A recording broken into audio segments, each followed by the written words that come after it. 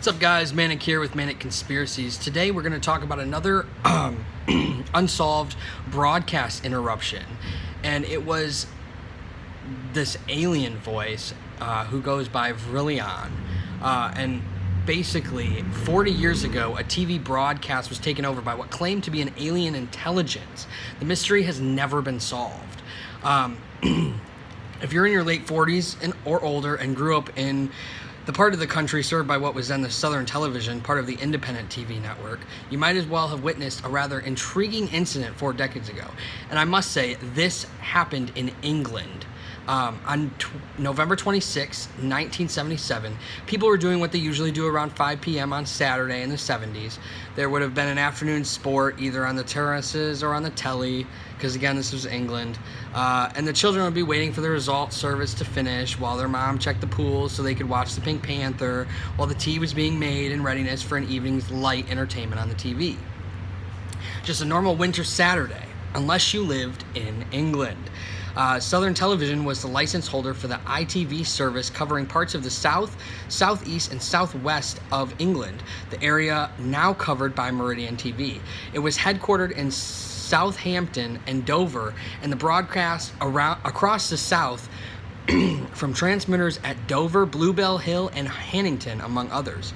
On Saturday, November 26, 1977, must have seemed like a normal Saturday. Southern TV's news anchor Andrew Gardner was relating the day's headlines as normal, which included the latest happenings from what was then Rhodesia. The day before, there had been violent clashes between the security forces and the Zimbabwe African National Liberation Army guerrillas led by a certain Robert Mugabe. At 10 minutes past 5, the TV picture wobbled slightly and the sound of Andrew Gardner's professional delivery was silenced, to be replaced by a distorted voice delivering a quite remarkable message for almost 6 minutes. While TV engineers valiantly tried to get to the bottom of the interruption and the visuals on the TV continued as normal, the local news roundup followed by a Looney Tunes cartoon, the audio was something else entirely. So it purported to be a communication from an individual identifying themselves as Vrillion, representing a body called the Ashtar Galactic Command. And the message was simple. We humans had to give up our warlike ways and embrace a more peaceful existence before it was too late. And this is exactly what the broadcast said. It said, "This is the voice of Vrillion, a representative of the Ashtar Galactic Command speaking to you. For many years you have seen us as lights in the skies. We speak to you now in peace and wisdom as we have done to your brothers and sisters all over your planet Earth. We come to warn you of the destiny of your race and your world, so that you may communicate to your fellow beings the course that you must take to avoid disaster which threatens your world and the beings on our worlds around you. This is in order that you may share in the great awakening as the planet passes into the new age of Aquarius. The new age can be a time of great peace and evolution for your race, but only if your rulers are made aware of the evil forces that can overshadow their judgments. Be still now and listen, for your chance may not come again. All your weapons of evil must be removed. The time for conflict is now past, and the race of which you are a part may proceed to the higher stages of its evolution if you show yourselves worthy to do this. You have but a short time to learn to live together in peace and goodwill. Small groups all over the planet are learning this and exist to pass on the light of the dawning new age to you all. You are free to accept or reject their teaching, but only those who learn to live in peace will pass to the higher realms of spiritual evolution. Hear now the voice of Vrillion, a representative of the Ashtar Galactic Command, speaking to you. Be aware also that there are many false prophets and guides operating in your world. They will suck your energy from you, the energy you call money, and will put it to evil ends and give you worthless, dross in return. Your inner divine self will protect you from this. You must learn to be sensitive to the voice within that can tell you what is truth and what is confusion, chaos, and untruth. Learn to listen to the voice of truth, which is within you, and you will lead yourselves onto the path of evolution. This is our message to our dear friends. We have watched you growing for many years, as you too have watched our lights in your skies. You know now that we are here, and that there are more beings on and around your earth than your scientists admit. We are deeply concerned about you and your path towards the light, and will do all we can do to help you. Have no fear. Seek only to know yourselves and live in harmony with the ways of your planet Earth. We of the Ashtar Galactic Command thank you for your attention. We are now leaving the plane of your existence. May you be blessed by the supreme love and truth of the cosmos. Those watching must have thought it was either some TV practical joke or a mix-up audio from the likes of Captain Scarlet or The Outer Limits, old TV shows which both used the device of aliens taking control of our TV signals. Or perhaps they thought it was real, that Valerian and the Ashtar Galactic Command really were putting us on a notice to sort ourselves out and take our place in the cosmos.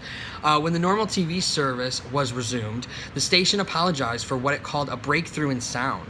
But by late night, ITV's own news network was reporting the strange happening and provided some great copy of the next day's Sunday papers, which gleefully ramped up the suggestion of panic in the streets as the aliens were about to descend upon us.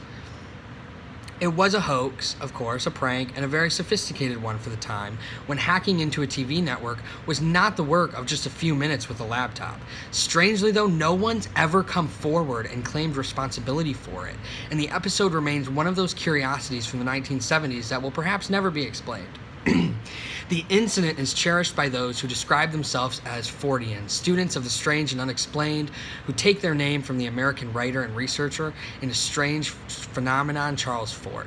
John Reprian is a Fortean author, a folklorist, and a lover of what he refers to as the English weird. He thinks those who broadcast a Varillian message by jamming Southern TV signals chose their time carefully. And I quote, "Obviously, interrupting a news broadcast rather than a program not only ensured a wider audience, but also a serious one, lending much more gravitas to the message than if it had been played out over crossroads or something," says Repion.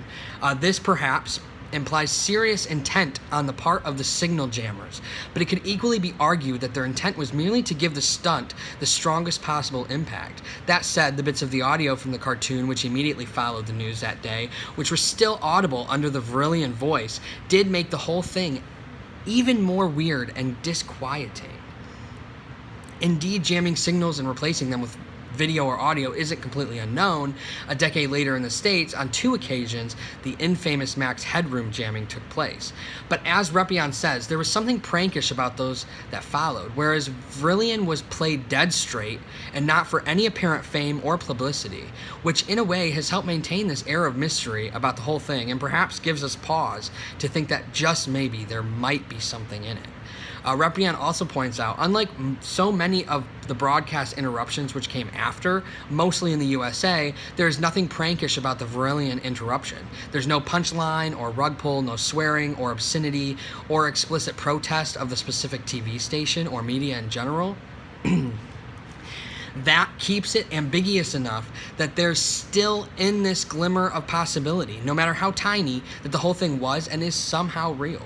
Some people believe it wholeheartedly, of course, but even for those of us who don't, there's still something fascinating and exciting about the notion of hearing a non-human, non-terrestrial voice. An unsolved case is always much more intriguing than a solved one. Everyone loves a good mystery, and the fact that those responsible for the interruption were never caught or came forward gives the whole incident this wonderfully open-ended intrigue, the air of what if. In the 1970s, of course, hacking as we know it today wasn't a well-known phenomenon. When the jockey headlines had subsided, there was concern about how persons unknown had managed to break into the TV network in this way, jamming the signal at the Hannington transmitter. An investigation into this was launched by the Independent Broadcasting Authority, but it's difficult to find the results. The IBA was replaced in 1991 by the Independent Television Commission, which itself ceased to exist in 2003 when it and other bodies were folded into the new broadcast regular Ofcom.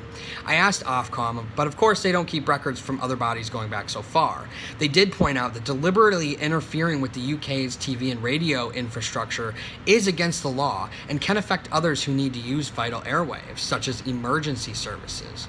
They also added, and these days, thanks to new technology, we can offer smaller stations a safe, legal route to air through community radio. So if you do happen to be a representative of an Interstellar Aliens Club, you don't have to jam our signals at all. You could just apply for a license to run your own radio station. It's easy to become seduced by the fantasy behind the Varillian broadcast for one main reason. This was not a threat of invasion or destruction, but it was basically telling us as a planet to get our act together. The Varillian message is a lengthy one, but undeniably one of peaceful intent, calling for the removal of all weapons of evil, and promising that those who learn to live in peace will pass to the higher realms of spiritual evolution in the new age which is dawning, says Repion. It's not a threatening message intended to cause panic, as the Orson Welles War of the Worlds was supposed to have done. And I just want to point out that the whole Varillian message and it being so peaceful and loving and weapons of evil, and it does talk about money being evil as well and evil governments, I definitely see a correlation between the Varillian broadcast and different parts of Jesus Christ in the Bible. Jesus always preached about peace and love, and weapons were evil and money was an evil point in the Bible. So it's interesting to me because I personally, religion is something I consider myself spiritual. So for me, it kind of seems real to me. I believe in aliens. I also believe in, that there are different religions. I do believe in spirituality, and I do think that that overall the message behind this was peaceful, and it was a warning, but it wasn't a fearful warning, which honestly gave it even a better, twist to the whole thing. The fact that he's never been found. And again, this was in the 70s. It was very hard to break into a broadcast and interrupt a broadcasting television show. So that's what's weird to me, is the fact that it was so hard back then, and that this one and the other one I covered, the Wyoming incident, was also, they were both 6-minute videos, which I thought was interesting because the Wyoming one wasn't at all like the Varillian one, but for some reason they were both 6 minutes long. So it almost makes me wonder if some of these other hoaxes and broadcast interruptions that have happened have some kind of correlation to all of this. So I personally do believe that this could be a real thing, that could have been a real intergalactic message. I do think, and it's not insane for us to say that the religion characters and the gods and stuff that we pray to today could be aliens and intergalactical. I mean, it's not too far-fetched to think that, who knows. So I personally believe it. As always, like and subscribe. I'm curious to know what you guys think. Let me know, and videos like this are available at any time. So go look it up for yourself or go research more into it and let me know what you think. Do you think this is real? Do you think it's fake? What is your input on it? So I hope you guys enjoyed this video. Peace out.